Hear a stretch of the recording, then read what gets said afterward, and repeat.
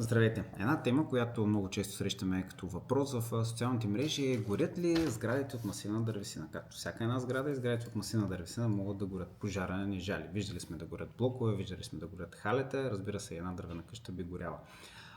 Нещо, което трябва да знаем обаче, е дали тази дървена къща издържа нормативната уредба за безопасност, което ще рече, че пожарната според размера на сградата има различно време, което трябва да се констатира с сертификат дали сградата издържа. Нашите сгради издържат на ред 90, което е 90 минути докато дойде пожарната, за което ни трябва пожароизвестяване. Дали самата сграда е по-лесно запалима, дали има условия да избухне пожар, това е еднакво рисково във всеки един сценарий, дали ще бъде монолитна сградата и ще се запали кухнята, или ще се запали кухнята в дървена сграда.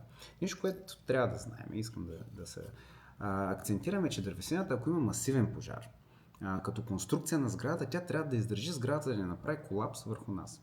Това нещо е гарантирано с къщата от трупи, тъй като масивният пожар това навлиза в дървесината сантиметър и половина. И образувалия се слой от въглен отгоре ни позволява на пожара да навлезе в дълбочина. Когато пожара не може да влезе на дълбочина, на практика конструкцията остава здрава и сградата няма да направи колапс върху нас. И ако нямаме пожар, няма какво да гори. Нали? Понякога, ако конструкцията е дървена, може да е по-добре от метална, която при нагряването ще направи колапс. Плюсови и минуси навсякъде могат да се намерят. Но Скандинавието живее основно в този тип строителство.